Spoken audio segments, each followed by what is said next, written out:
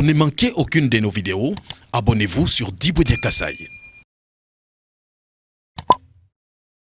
Mesdames et messieurs, bonjour, salut, vous tous qui aimez la chaîne Diboudia Kassai à travers le monde.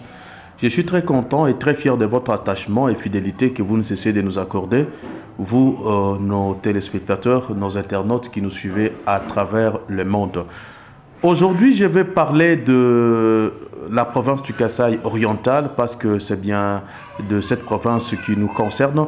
Nous allons sûrement vous présenter les parcelles qui sont à Pemkao. Ces parcelles, ça fait longtemps que nous ne faisons que parler et inviter la diaspora à venir acheter ces parcelles. Pas seulement la diaspora, même nos frères Kassaïens qui sont à Kinshasa, qui sont à Lubumbashi, Kisangani, Goma, un peu partout. Les terrains sont là, les parcelles sont là. C'est aussi un message que nous avons lancé depuis Belle Lurette pour demander à nos frères qui étaient autrefois découragés pour venir au Kassai oriental et avoir des terres. Je sais que pour votre information, ces parcelles ont été loties en 2001 sous la gouvernance du gouverneur Charles Lokotolo Lakombe. Donc c'est bien lui qui avait loti ces terrains. Il se trouve où? D'abord, les sites Pemkao, où est-ce qu'ils se trouvent? Les sites Pemkao se trouvent à Mbujimayi, dans la commune de Bipemba, parce que Mbujimayi a 5 communes. La commune de Djoulou, la commune de Kanchi, la commune de Bipemba, la commune de la Mouya et la commune de Dibindi. Alors la commune la plus vaste de Mbujimayi, c'est la commune de Bipemba. Alors c'est dans cette commune où se trouve le site Pemkao.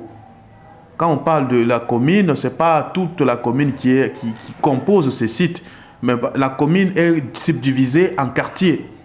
Alors, il y a quelques quartiers où se trouve maintenant le site Pemkao. C'est notamment les quartiers Mbujimayi et les quartiers Mulomba Kamanda. C'est dans ces quartiers-là, de ces deux quartiers, plus d'autres quartiers sûrement, où se trouve le site Pemkao. Ce site a été accordé dans le vieux temps aux réfugiés pour qu'ils puissent abriter ou rester là-bas. Et même quelques personnes y étaient. C'est comme ça qu'on l'avait loti depuis 2001.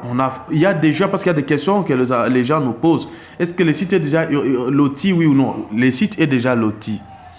Les routes sont là, oui ou non? Les routes sont là. On a déjà tracé les routes. Mais seulement parce que les gens n'y habitaient pas. C'est comme ça qu'avec ces mouvements-là, il y a de la brousse et qu'on sort. Mais les routes sont bien fixées et les traces sont à la mairie et encore dans la commune de Dubindi et de Bipemba, où on montre sûrement comment les routes sont bien subdivisées et chaque parcelle se trouve justement sur une route. C'est une précision que je voudrais donner pour ceux qui nous demandent, mais est-ce que ce site-là est déjà urbanisé ou est-ce qu'il est déjà loti? Il est déjà loti. Je crois que j'ai répondu à cette question-là. La deuxième question que les gens nous posent, c'est sûrement celle de savoir, est-ce que je peux avoir 1 hectare sur le site Pemkao? Est-ce que je peux avoir 2 hectares sur le site Pemkao? Oui, vous pouvez avoir les 2 hectares sur le site Pemkao. Comment est-ce que vous pouvez parvenir à avoir cet espace-là? C'est en achetant des parcelles. Parce que les parcelles qui sont sur le site Pemkao sont de la grandeur de 22 mètres sur 20. C'est sûrement la grandeur qui est à Kinshasa, qui est à Lubumbashi, quand on a par exemple subdivisé ou découpé golf, c'est ce qui existait un peu partout, à Kolwezi et tout ça. C'est pratiquement la dimension moyenne qui est là. Mais il arrive des fois où on peut trouver une parcelle qui a la dimension de 25 sur 20, 25 sur 22 et qu'on sort. Ça existe comme ça. Mais d'emblée, pour être clair avec le frère de la diaspora, parce que avec vous, j'aime bien que l'on soit franc. Je ne dois pas vous raconter des histoires où moi je me méfie de mentir. Je dois vous dire la vérité de tout ce qui existe. Ce sont les parcelles qui mesurent pratiquement 22 mètres sur 20. Elles sont grandes. Ce sont des grandes parcelles. Franchement, essayez de prendre votre décamètre, mesurer 20 mètres ou 22 mètres. Vous allez trouver que c'est grand. Mais il y a d'autres que l'on peut aussi trouver à 25 mètres sur 25 mètres sur 22 et qu'on sort. Alors, je disais que pour quelqu'un qui voudrait avoir, par exemple, 1 hectare, il y a la possibilité de composer 1 hectare. Donc, vous achetez plusieurs parcelles. Vous achetez, par exemple, 6 parcelles ou 8 parcelles. Ça peut composer 1 hectare parce que 1 hectare, c'est 100 mètres carrés. Si vous achetez déjà 5 parcelles ou 10 parcelles qui sont ensemble, on peut composer pour vous 1 hectare. Et vous pouvez bien construire. Autre précision, c'est celle de savoir, sur les sites PMKO, comment je peux avoir 2 parcelles, comment je peux avoir 3 parcelles. C'est très simple. Il y a les endroits où il y a les 2 parcelles qui sont contiguës. Il y a aussi d'autres endroits où on peut trouver une parcelle à gauche, une autre parcelle à droite. Ça existe comme ça sur les sites PMKO. Une autre question généralement que l'on nous pose par le frère de la diaspora, c'est en rapport avec l'état même du site. Est-ce qu'on a déjà commencé à construire? Oui ou non? Oui, on a déjà commencé à construire. Mes chers frères de la diaspora, mes chers frères du Congo, mes chers Kassaïens, chers frères de partout dans le monde, je vous assure qu'on a déjà commencé la construction sur les sites PMKO. Ceux qui avaient acheté construisent déjà. Mais pourquoi, une autre question, pourquoi on a choisi seulement les sites PMKO pour abriter une nouvelle ville? Si on a choisi les sites PMKO, c'est parce que c'est un site qui est un peu sur une colline. Il est sur la colline et qui est venu le premier pour occuper? Donc après, les lotissements, bien sûr, c'est les chefs de l'État. Parce que c'est sur les sites PMKO que l'on a construit les 300 maisons préfabriquées, ou qu'on est en train de construire les 300 maisons préfabriquées de M. Djamal et Vital Kamere. Donc ces 300 maisons sont posées là-bas, même s'il y a encore quelques maisons qui sont déjà terminées. Mais c'est sur ces sites-là que se trouvent les 300 maisons. Et même encore à côté du site PMKO, il y a les terrains, les terrains de la famille présidentielle. En tout cas, on a de l'espoir qu'on va bientôt là commencer les travaux pour construire des villas sur ce terrain-là. À côté du terrain présidentiel, c'est là où se trouvent les Brésiliens qui sont venus. Vous avez suivi dans nos émissions précédentes parler avec ces Brésiliens-là qui sont aussi sur les sites pour d'abord construire les maisons échantillons. Les maisons échantillons, parce que j'ai présenté l'émission avec eux, ils ont dit qu'ils vont d'abord construire pratiquement 50 maisons d'échantillons. Représentez-vous 50 maisons, c'est un peu beaucoup. Donc il faut construire des maisons échantillons sur les sites. Et ces maisons-là que les Brésiliens construisent, ou Max de King, parce que c'est ça le nom de leur structure, Max de King, c'est DGC Max de King. Alors ces maisons-là, ce sont des maisons de type moderne. Ils ont bien expliqué que c'est vraiment les types modernes. Ce sont des maisons qui sont au Canada, les maisons qui sont aux États-Unis, les maisons qui sont en Europe et qu'on sort. Ce sont ces genres de maisons-là qu'ils construisent ici avec tout ce que vous avez à l'étranger. Parce que vous pouvez vous dire, mais Josie, vous nous appelez de venir chez nous, au Congo, vous appelez de venir au Kassai oriental pour la construction. Mais comment est-ce qu'on va nous construire? C'est très simple. On va vous construire par Max de King qui est là pour cette construction. Mais il y a aussi d'autres structures. Par exemple, Djibo Dia Kassaï que vous voyez aujourd'hui, ce n'est plus encore quelque chose de la poche, mais c'est déjà une ONG. Et dans notre ONG, nous avons plusieurs branches. Il y a la branche médiatique. C'est ce que je suis en train de faire avec vous. C'est moi qui vous présente directement des émissions et nous vous proposons des offres au Kassai oriental.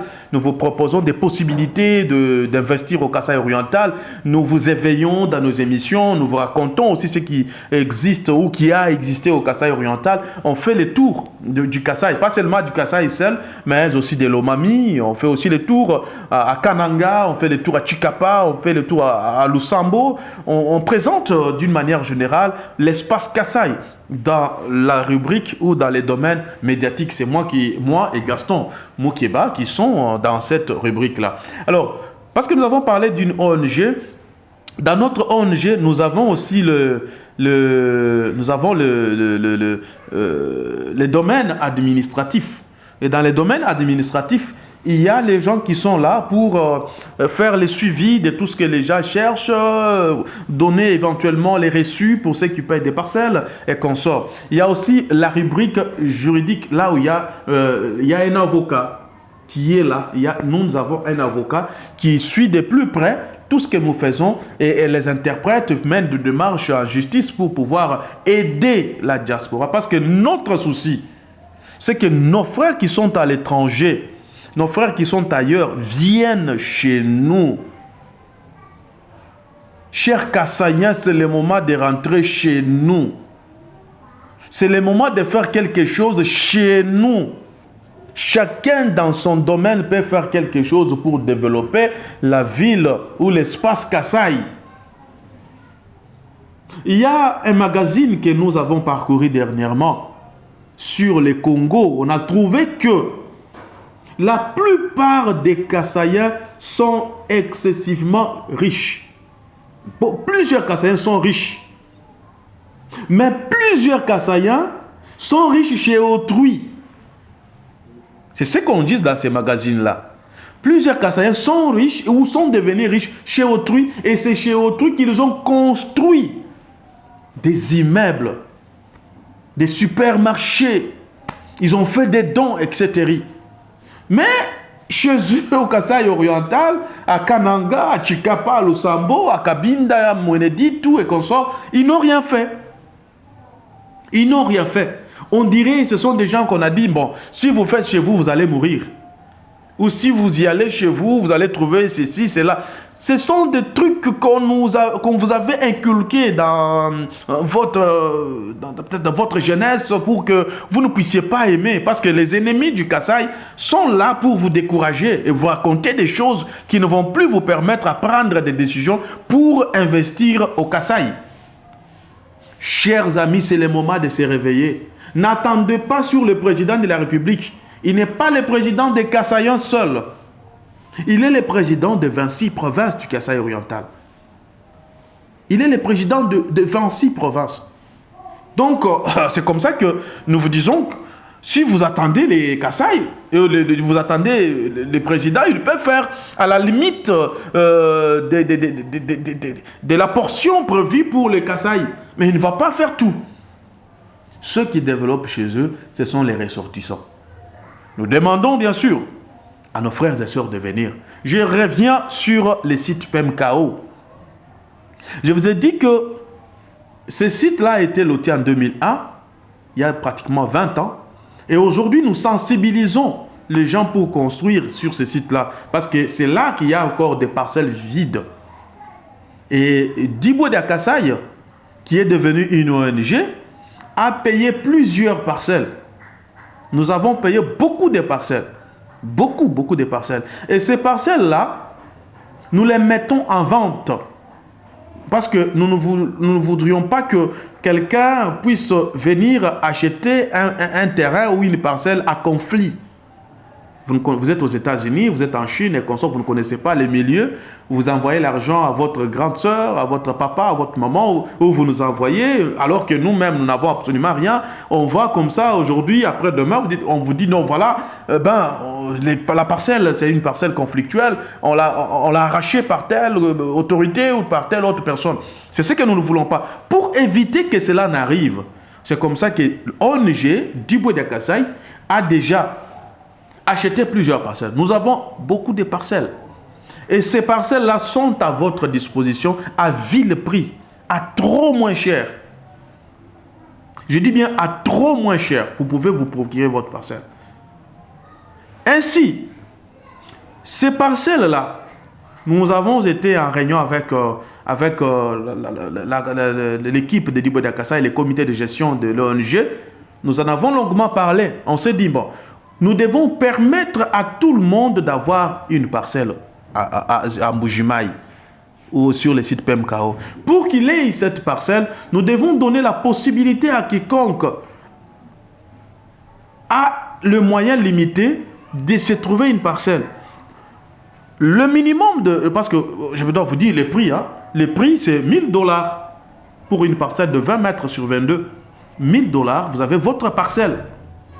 Et le 1000 $, c'est le chiffre de l'achat de la parcelle. Vous achetez votre parcelle à 1000 $. Nous demandons aussi 200 $. 200 $, c'est pour les documents. 200 $, c'est pour les documents. Et les documents de 200 $, c'est notre avocat qui s'intéresse, qui est sur les dossiers pour les documents. Donc, si vous achetez 2 parcelles, 2000 $, vous allez ajouter aussi 400 $ pour que l'on vous trouve les documents. J'ai ici toute une pile de documents des frères et sœurs qui nous ont fait confiance à travers le monde. Ces documents-là, ce sont les parcelles des documents des gens. Ce sont des parcelles des gens. Ce sont des parcelles d'autrui. Ce sont des documents que nous avons cherchés, on a eu, et puis aujourd'hui, il y a ceux qui ont envoyé leurs frères pour prendre des parcelles, des documents. Vous avez vu nos précédentes émissions, les gens sont venus de l'Afrique du Sud, nous les avons donné leurs documents, ils sont venus de l'Angleterre, nous avons livré les documents, ils sont venus de la France, on a aussi livré les documents, pourquoi pas Canada. Ils sont venus partout et ils ont trouvé que nous sommes francs dans ce que nous faisons. Méfiez-vous des gens qui vont vous raconter des histoires de bobards. Mais non, nous ne sommes pas là. Parce que ce que nous faisons, c'est appuyé par le pouvoir public. C'est connu de tout le monde. Nous sommes appuyés. Je suis, par exemple, moi, vous voyez, on est tout le temps avec les autorités. On ne doit pas s'aventurer. On doit faire le travail qui permet à nos frères et sœurs, d'ailleurs, de venir chez nous pour la construction et le développement. Par exemple, je vous montre ce document, c'est pour Monsieur Olivier Mukendi. Monsieur Olivier Mukendi, il est là. Hein, c'est juste un exemple parce que j'ai ici à peu près 100 documents. Les autres, on a déjà récupéré. Olivier Mukendi, il est là. Il a par exemple sa fiche parcellaire. La fiche parcellaire, elle est là. Hein, vous voyez, il a sa fiche parcellaire. Et là, parce que quand vous payez votre parcelle à Diboué de Kassaï, nous vous livrons un acte de vente. Vous payez la parcelle, nous vous livrons l'acte de vente. Et cet acte de vente, nous, encore, dans l'argent la quota que vous nous donnez, nous donnons le devoir d'aller chez les notaires de la ville de Mbujimayi avec cet acte de vente pour notarier, certifier, reconnaître la transaction qui a eu lieu entre vous et Diboué de Kassaï. On met des mentions. Hein, si vous remarquez les documents que j'ai ici, je vais vous montrer. Hein. Il y a des sceaux partout. Hein. Ce sont les sceaux de noteurs. Il y a des sceaux qui sont partout. Les notaires de la ville de Mbujimayi. Il met ces sceaux-là pour reconnaître réellement que cette parcelle a été vendue à telle personne. Par exemple, les documents que j'ai pour M. Olivier Mukendi. Il a vendu. D'ailleurs, je vous informe qu'il est en train de venir à Mbujimayi. Nous allons faire une émission avec lui. Il est ici à Lubumbashi. Il vit au Canada. Il est à Lubumbashi. Bon, il m'a appelé qu'il va venir pour récupérer lui-même à mes propres ces documents et voir si ce que nous disons est vrai ou faux. Il va être avec nous incessamment. Alors, donc, le maire, le notaire, il fait cela. Il va notarier l'acte de vente. Après avoir notarié l'acte de vente, nous allons à la commune, on nous livre cette fiche parcellaire. Et la fiche parcellaire, si vous remarquez bien, il y a des indications, il y a le procès verbal. Et dans ce procès verbal, il y a tout. On met par exemple l'identité, on demande nom et poste-nom du propriétaire, on met fils de et de, originaire de, territoire tel, province telle, et propriétaire de, et consort. Eh bien, vers la fin, je voudrais vous montrer les documents qu'il faut avoir. Parce que je dois vous dire tout aujourd'hui. Quels sont les documents qu'on doit avoir pour sa parcelle? Nous avons le premier document, c'est l'acte de vente. C'est le premier document. C'est même écrit ici par l'autorité urbaine. Donc, c'est connu en RDC. Quand je dis autorité urbaine, mais il est le représentant de l'acte de vente. Vous devez avoir votre acte de vente. Il y a les certificats d'enregistrement de la parcelle. Les certificats d'enregistrement, c'est un document que vous aurez lorsque vous mettez votre parcelle en valeur, c'est-à-dire vous avez déjà construit une maison en matériaux durables, dès que cela est déjà fait, vous y allez maintenant pour chercher les certificats d'enregistrement de votre parcelle et de la maison. Donc c'est un document qui intervient en dernière position. Après ça, nous avons les contrats de location. J'ai les contrats de location. J'ai fait une émission avec les secrétaires du chef de division et conservateur des titres immobiliers. Il avait donné d'amples détails par rapport à ces contrats de location. Les contrats de location en soi, c'est quel document qu'on livre qui est très important lorsque vous payez votre terrain vide. Donc quand vous payez votre terrain vide, on vous donne l'acte de vente, vous le faites notarier. Avant d'avoir le contrat de location, vous montrez d'abord l'acte de vente notarié. Le contrat de location ici, c'est celui qui met maintenant ensemble l'État congolais et l'acquéreur de sa parcelle ou de ses terres. Je ne sais pas si je me fais comprendre. Parce que les terres, partout au monde, et même en République démocratique du Congo, les sols et les sous-sols appartiennent à l'État.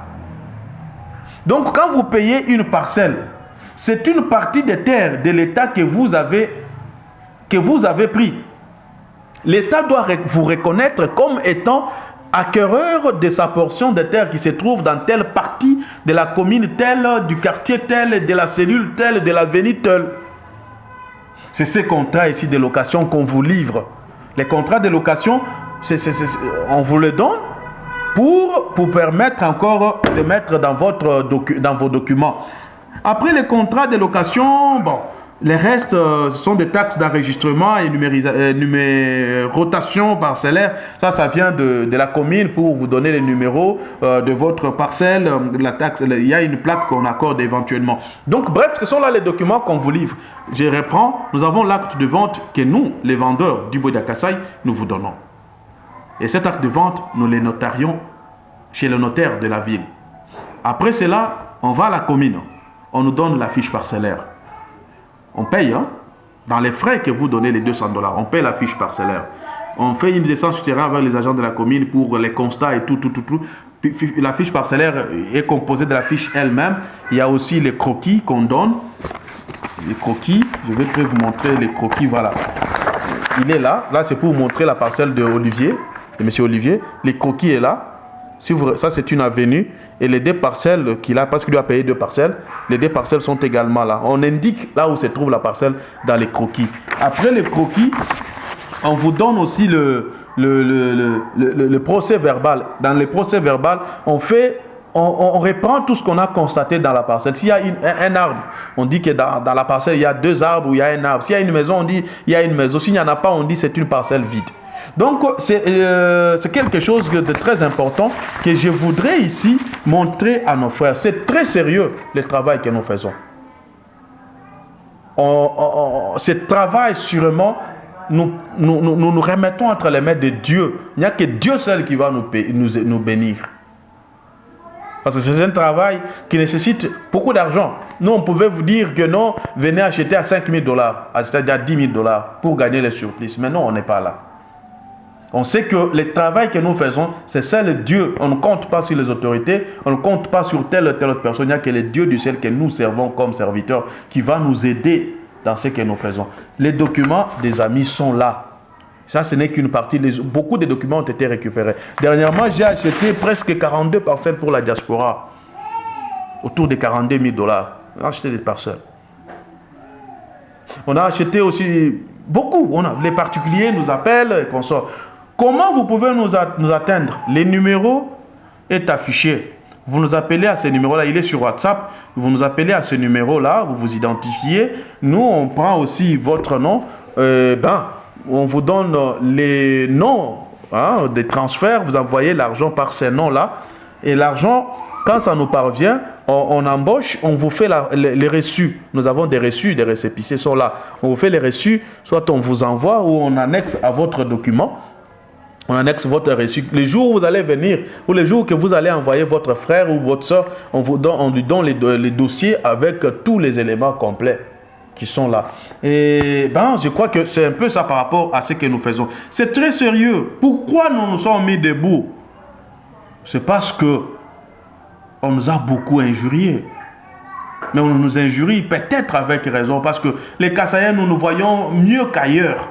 Nous nous voyons mieux qu'en Europe, aux États-Unis, en Chine. Mais la Chine a été transformée par les Chinois eux-mêmes. Ce ne sont pas les Américains qui sont allés transformer la Chine. Le Canada a été transformé par les Canadiens eux-mêmes. Ce ne sont plus les Congolais qui ont transformé le Canada. Donc, mettez-vous debout. Imanaï Kourbanabet. Tu bakaï kwetukumbelu. Tu bakaï musokuwetu. Tu mets tu souka. Ou le monde en Afrique du Sud, quelqu'un en Afrique du Sud vous dit j'ai payé une parcelle, mais dans cette parcelle, dans l'endroit où j'ai trouvé, il n'y avait pas une route. Moi j'ai créé la route, où j'ai demandé à l'État, on a créé la route, on l'a même bitumée, je suis fait raccorder en eau et en électricité. Ça existe.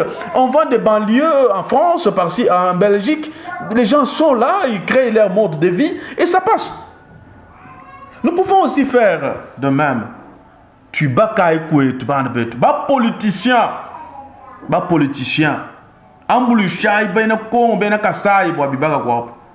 Les politiciens kassaïens, mettez-vous aussi debout. Soufflez à l'oreille du président de la République. Soufflez à l'oreille de tels décideurs. Envoyez-nous les projets de développement, les infrastructures routières, les infrastructures, donc dans tous les domaines. Vous devez aussi nous aider, les envoyer ici. Les investisseurs qui viennent, vous devez les aider dans le sens de décourager ceux qui amènent les trucs du genre commission, des trucs comme ça. Non, vous venez pour investir, vous avez quel capital? J'ai 200 000 $. Bon, dans les 200 000, j'ai combien? Non, ça ne doit pas exister en cette période de l'état des droits. Que ce soit ici au Kasaï oriental, que ce soit à Lomami, que ce soit au Kasaï, que ce soit au Kasaï central, que ce soit à Sankour. Non, cette histoire-là ne doit pas exister. Les trucs de commission. Mais puis, pour ceux qui viennent pour les investissements, les investisseurs, bien sûr, si quelqu'un vous dit ça, contactez-nous. Nous allons crier, nous allons vérifier d'abord l'information. Si elle est vraie, nous allons parler, nous allons dénoncer cet individu. Comme ça, on peut même le déférer devant la justice. Notre souci, c'est de se mettre debout, de décourager toutes les antivaleurs, d'enlever toutes les anomalies, parce que nous devons nous mettre debout. J'ai parlé avec le maire de Mbujimaï qui a donné les meilleurs de lui-même. Il a dit, mais chez nous, il y a les courants là, nous avons les courants de Inga qui passent par les Kasaï. Les Kasaï, à Chimbulu, les courants passent à Kasaï central. Les courants de Inga quittent Boma, ça passe par les Kasaï, ça descend vers les Katanga. Mais au Kasaï où les courants passent, il n'y en a pas.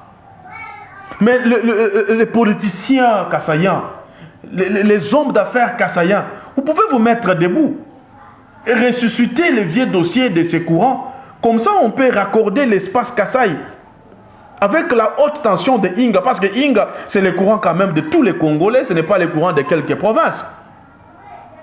Parce que si on a ces courants-là, ça va aussi inviter, ça va faire appel à d'autres personnes.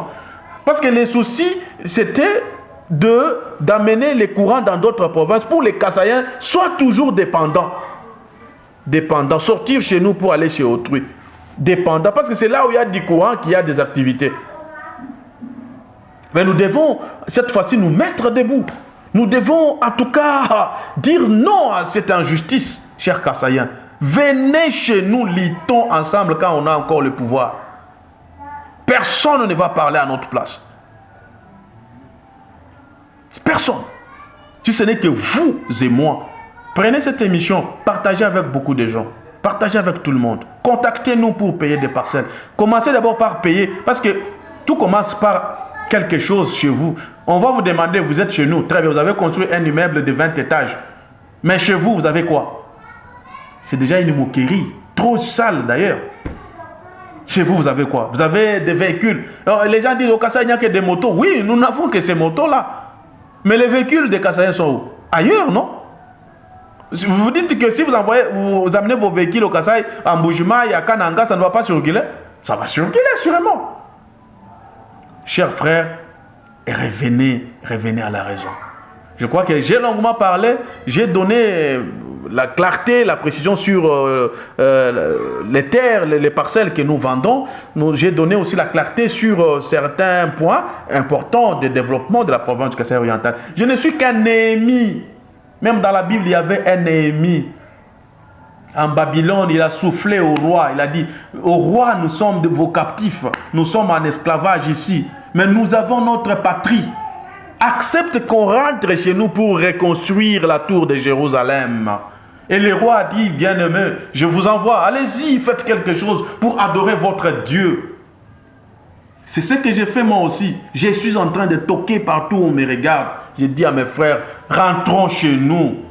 Nous sommes restés en captivité, ça fait longtemps. Il n'y a aucune menace au Kasaï, au Congo. Il n'y a pas de menace contre vous qui avez fui tel ou tel autre régime. Rentrons chez nous. Il n'y a pas de sorcellerie comme on vous raconte. Ça n'existe pas. Parce que le mot sorcellerie est en français. En Chiluba, c'est boulogie. C'est-à-dire la magie qui est là-bas en Amérique, quelque chose, ça s'appelle sorcellerie. C'est en français. En Chiluba, quand on dit boulogie, ça pèse trop. Mais ce sont les mêmes pouvoirs mystiques qui existent partout au monde. Vous allez fuir l'espace Kasaï pour aller, je ne sais pas dans quel coin, parce qu'il y a la mort. Là où vous êtes allés, il n'y a pas de cimetière. Il n'y a pas de gens qui meurent là-bas, il n'y a pas de cimetière. Les cimetières sont seulement au Kasaï. Non, les cimetières sont partout au monde. Si là où vous y allez, il n'y avait pas de cimetière, c'est-à-dire nous tous nous devrions quitter ici pour aller là-bas. Mais parce qu'il y a des cimetières, ça signifie que les gens meurent. Même là où vous êtes allés, vous vous réfugiez. Rentrons chez nous. Il n'y a rien.